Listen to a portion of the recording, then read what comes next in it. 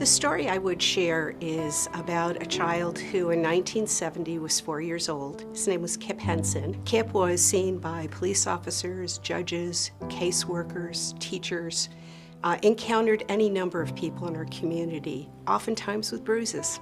And I don't think that we as a community in 1970 were aware of the impact. Tragically, Kip died at the hands of his parents. He was 4 years old at the time that he died, and was a good example in our community of what can happen when we don't pay attention. Let me give you a hopeful story, okay?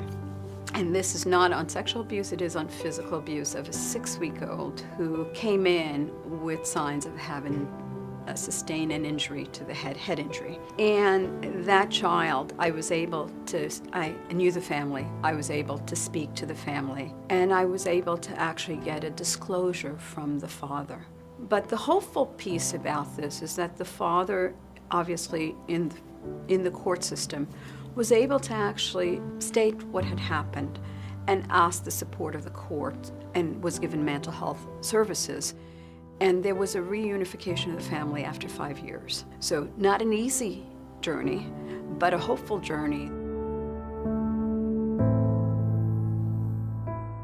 I think it's critical because what we've seen is in the past that this has been like one of those big family secrets. And unfortunately, those secrets, they end up damaging children, and children become adults that end up being damaged. And they can't move on. They can't move forward with their life. And it ends up that sometimes they also do the same thing to others. So it is very important because it impacts not only growth of the normal brain which the child is developing at that time, but also continue to evolve and affects their personal health, their personal behavior. And just by being aware of that situation, we can cut it off sooner rather than later, and we can make a difference in a child's life and ultimately an adult's life.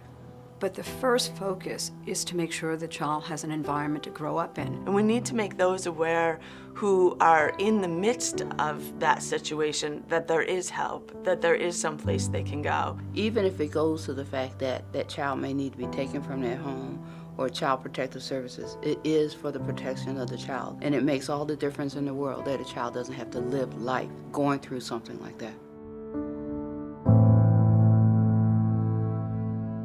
So that awareness is to say this does occur, unfortunately, that we have over 1,500 children per year in the United States who die as a result of abuse and neglect, and nearly 750,000 children who are abused and neglected, and those are probably underestimates. There are staggering numbers of children who are abused by people that they know. It's difficult in a child's mind if you can imagine a 4-year-old or a 6-year-old or an 11-year-old to begin to interpret what that touch means.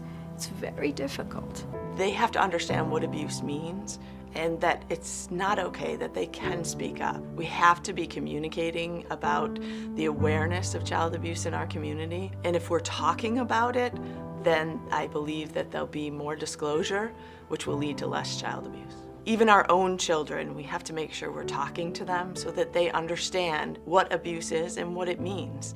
And then they can tell you when they see it, when it's happening. There are things we can do to prevent it and to stop it.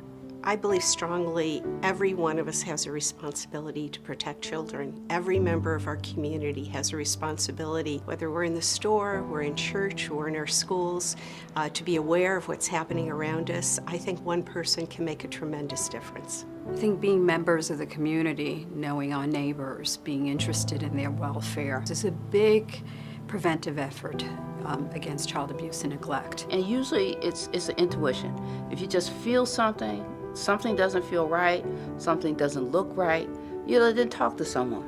We need to be having the conversation. We need to make people aware. And we need to make those aware who are in the midst of that situation that there is help, that there is some place they can go. Silence is not an option. If you see something, you have to say something. Just don't walk away from it, because walking away is not going to help. On the other hand, if we try to reach out to that individual, it actually not only save life, but also impact the rest of their life.